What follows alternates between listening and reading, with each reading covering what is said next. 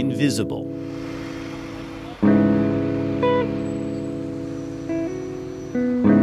Inaccessible to view.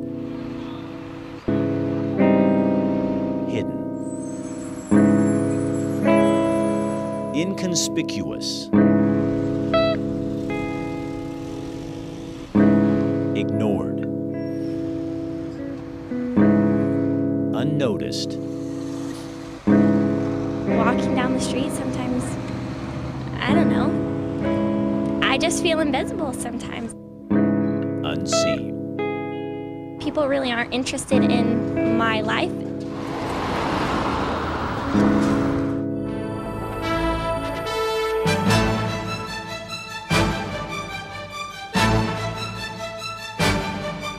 At one time or another, most of us have felt invisible. You know, that sense that what you feel or what you believe just doesn't matter to anyone? Sometimes we put ourselves in the box. Sometimes it's circumstances. But when other people's perceptions about us cripples us, freedom is so difficult to grab onto. You need someone to believe in you. You need someone to help you explore.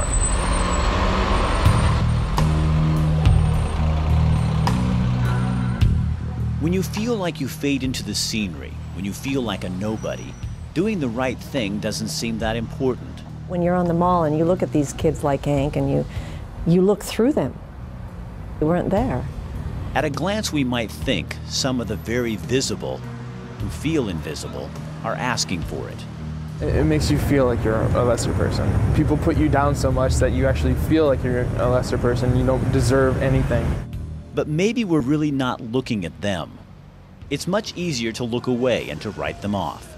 If I don't have a job, then it sucks. It's like being a waste of space. There are others who feel invisible who can't help it. They straddle this world and their own. We hold the key, but our grip is too tight. There's some people who stare at me just to my disability. And then those who were sent here to the land of invisible. What seems like a one-way ticket to nowhere. Nobody knows what I go through. Nobody knows what I've been through. And then there's the rest of us, who can't seem to fit in either. I feel invisible when I walk down the street and I feel people looking at me and only seeing kind of what they want to see. Being misunderstood is part of life, but when it pushes you to an edge, it can be dangerous. They want to turn into someone. They don't feel that they really have a right to be here. I think they feel guilty for being here on the face of the earth. Ignoring it only makes it worse. Frustrations grow. The number of invisible people increases. What keeps me going? Knowing I can do better than everybody says I can do. It won't just go away. Money won't stop it. Time. Real time spent. The only solution. It's showing the humanness of this person. I value you enough to go with you, or to take you to the game with me, or the basketball game with me, or the baseball game with me. I'm proud to be with you. The mask must come off. Have you guys seen the new magazine out on the streets here in Lane County? I love this. It's Lane Monthly. It's in paper boxes and in just places all over where you find other newspapers. What I love about this is it's about the people and the places, events, and different products around the community that make this region such a great place to live. It's why we're all here. It's a lot like what Rick Dancer's trying to do on the TV show. But I love the feel of this, and you look inside, there's gardening articles, different ways to celebrate Earth Day, and this is the last month issue. Just all kinds of a calendar of events. It is such a fun thing, and I love the way when you pick it up, it feels like kind of in between a magazine and a newspaper. You got to check it out. It's locally produced, locally published, and everything in here is local. Lane Monthly. You do not want to miss it if you want to know what's going on around town.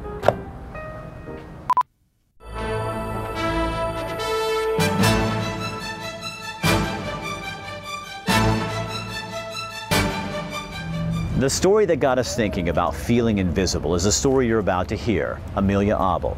She's an amazing woman with plenty of guts. She's got so much to offer people, but few takers.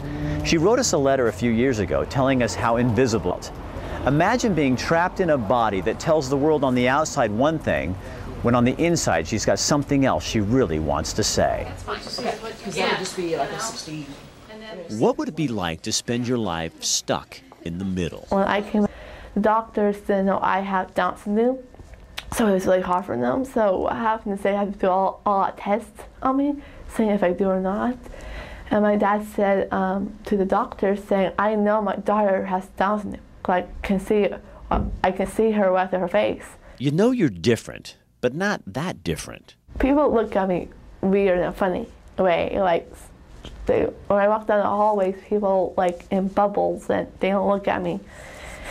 And they always think I look so different. And I don't feel like because I'm in a special group in Sheldon called the Life Skills. And it's really hard because some of them have schools and class they hang out with, and I don't. We're going to respect ourselves today by... Life Skills is what it says. It's a class that teaches Amelia Abel and those like her basic skills for living life. Does it still take you longer to learn things? Yeah, it takes a long time. I always have to think it through my head, and it takes me so long. People really always out of patience and not waiting for me to answer that question.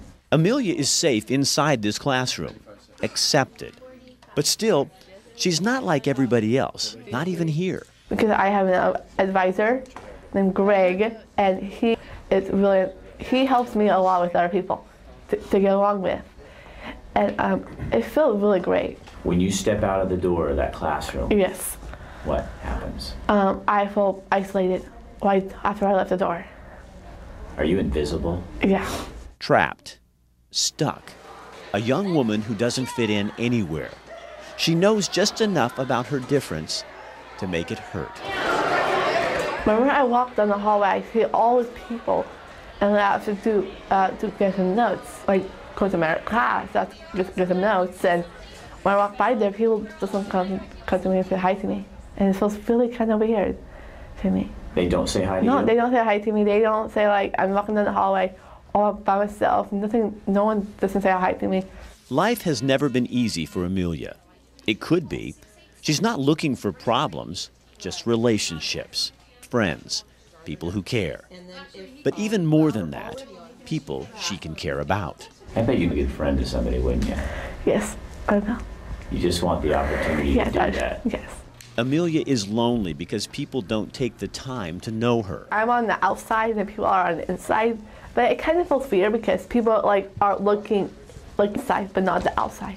From her perspective, those of us who live in the so-called normal world live on the inside. She and those like her are on the outside, separated by an invisible shield that we control. I'm always the outside person because people are inside because they always have friends.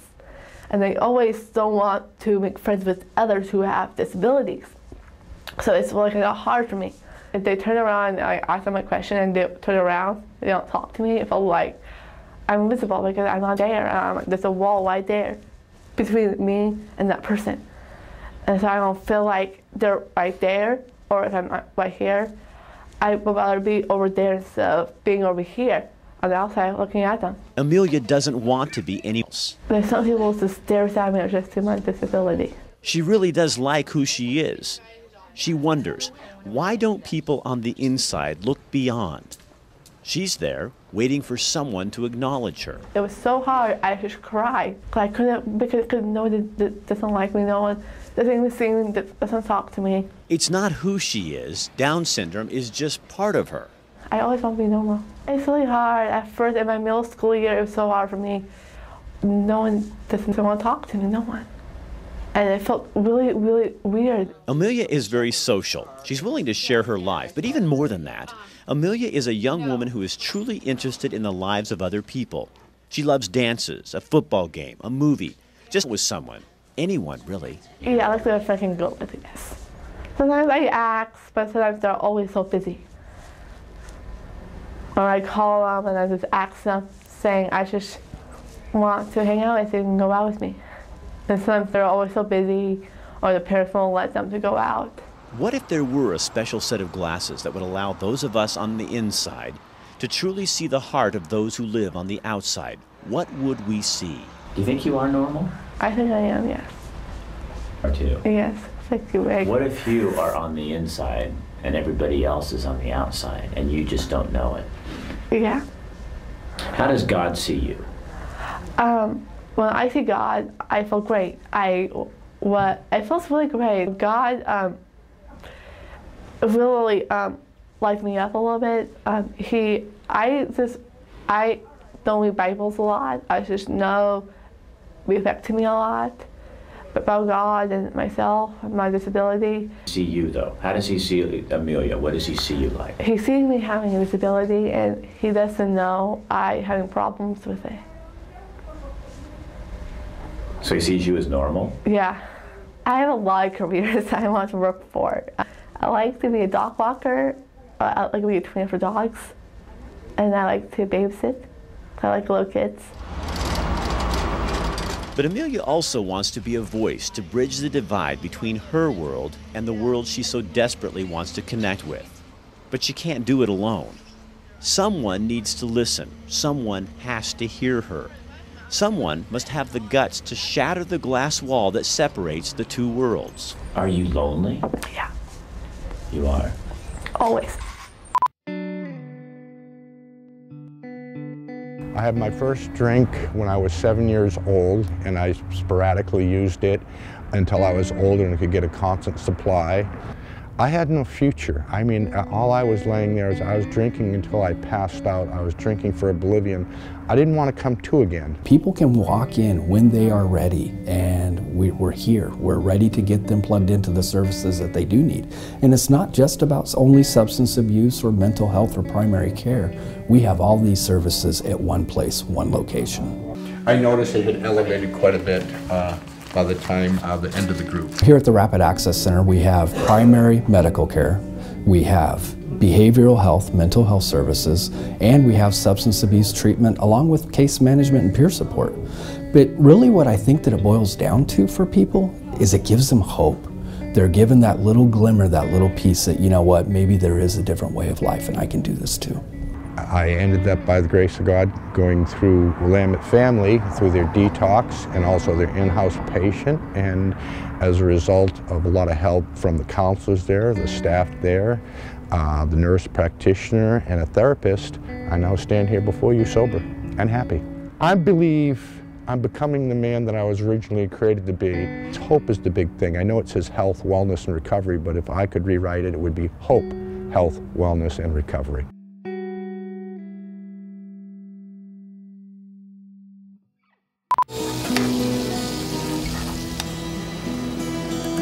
What I will tell you, about our food is that we prepare everything from scratch. So we make sure we hire people that have the passion for making food.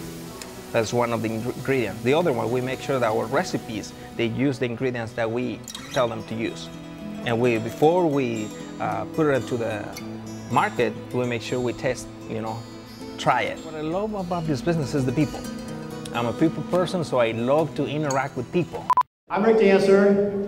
This is Nick Casa. That means the house. Can you guys say the house? The house. That's right. This is Lisa. Say hi, Lisa. Hi, Lisa. We are with Look Me in the Eye. People like that. Something amazing happens when you give people the opportunity to see others in a new light. That people with disabilities have a voice, that I have a purpose, that I have a reason to do this.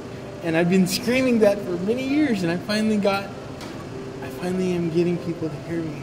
They shouldn't be judging you on the outside.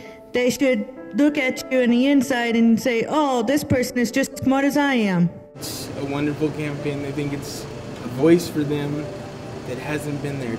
It's a voice for the voiceless. When we get into schools, you really see kids open up and start talking about different challenges they may have, whether it's a learning disability or just being a little bit different.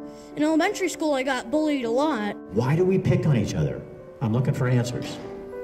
We had no idea that we would be in the stratosphere in such a short period of time. People have just taken to this message because it's so easy to grasp. An eye is something that helps you reach in and connect to someone that you otherwise would pass by. What I see happening for our clients is that they're discovering power in their community that they haven't previously experienced. When they're acknowledged, it just brings forth a whole part of themselves that they may not have even seen before. It's a great program, look it up, be inspired by what you see there. Because human connection is really important for everyone, not just people with disabilities, but human connection makes us motivated to keep waking up in the morning. My sister has a disability. Cecilia Kramer, a junior at South Eugene High School, heard about Look Me in the Eye and got an idea.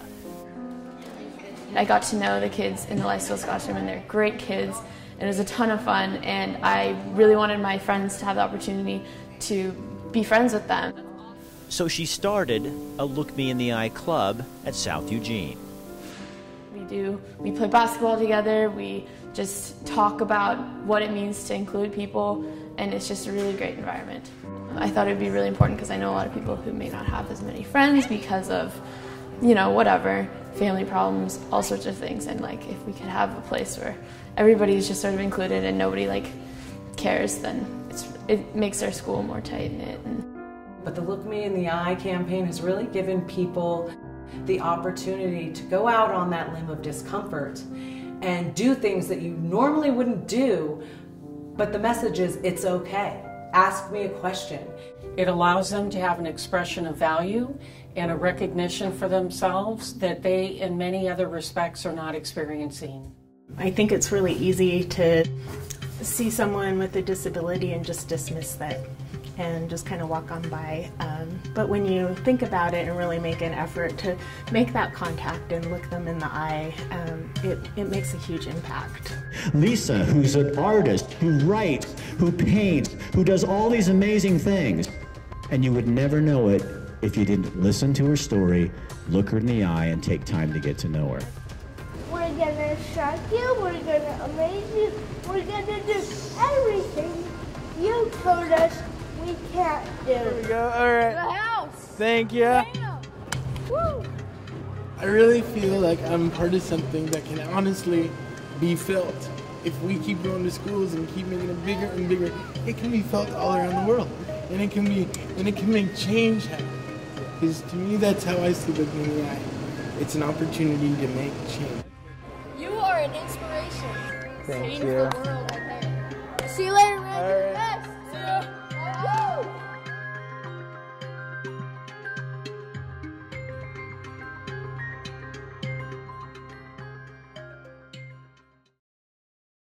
Woo! In an era where newspapers are struggling and a lot of larger papers are dying, we are doing well because we tend to cover things local, and we offer news that people can't get anywhere else. That's our model, is covering local news and sports and anything to do with the community.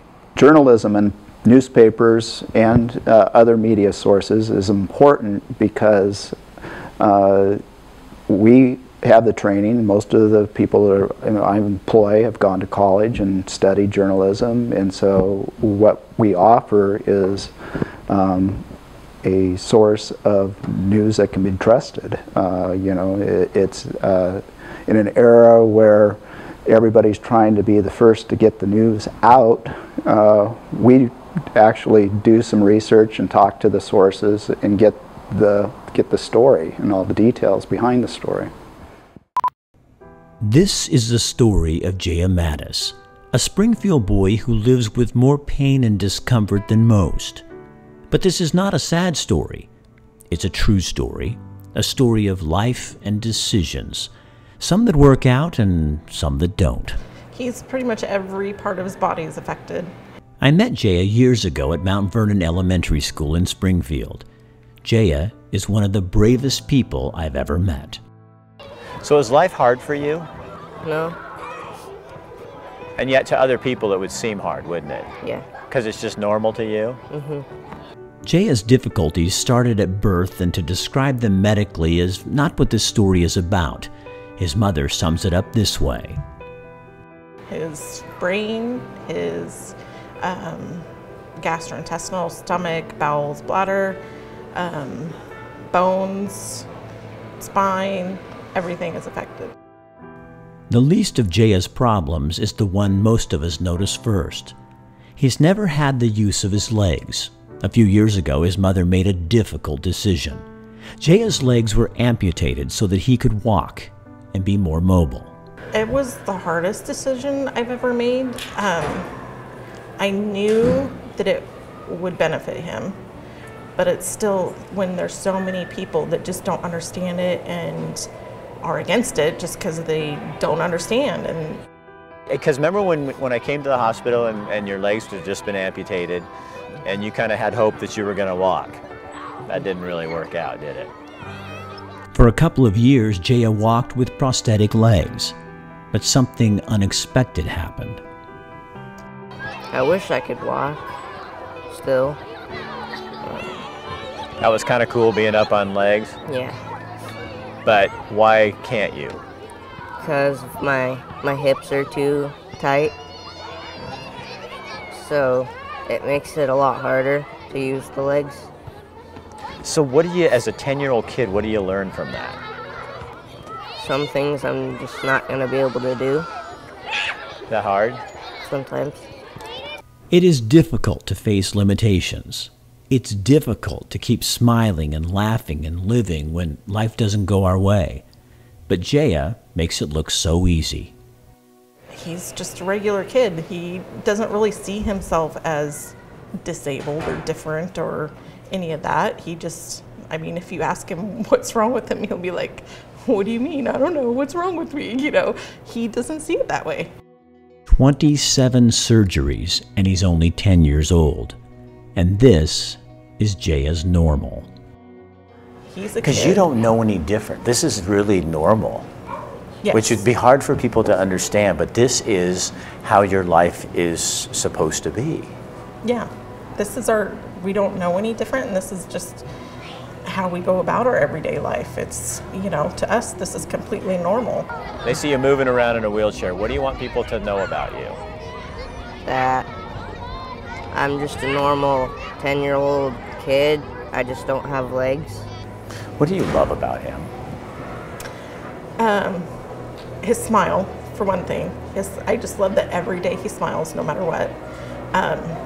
And when you look at him and you look in that smile and his eyes, it's just, there's a spirit there that's undescribable. I can't describe it because it's just the spirit that is engaging and, you know, just draws people into him.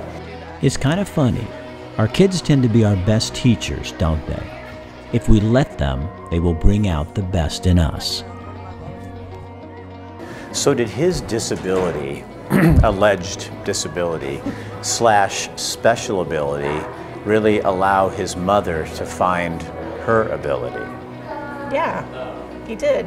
I never, before he was born, never would have thought I would be a nurse.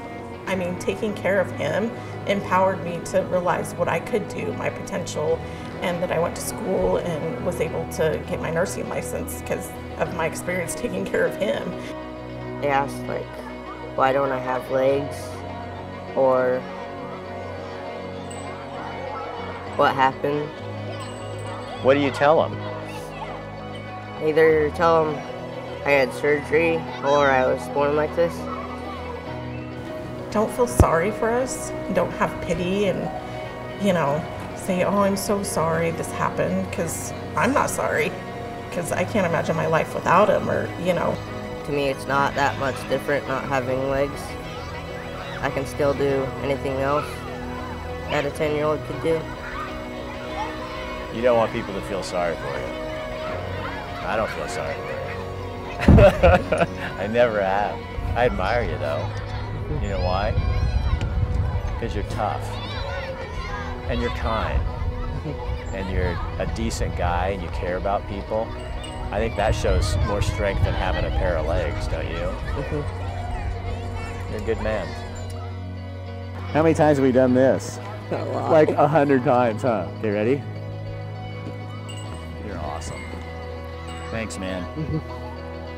Thanks for letting me talk to you. I appreciate it. Glad to see you're doing well. And we're here with Darren Roby from HungryDucks.com. I love what you're doing. We sat down the other day and had a beer and we were talking about what his business is about. And I think it's a cool idea and I love that you're doing this. You got the idea, it's a delivery service for businesses and you got this from Colorado.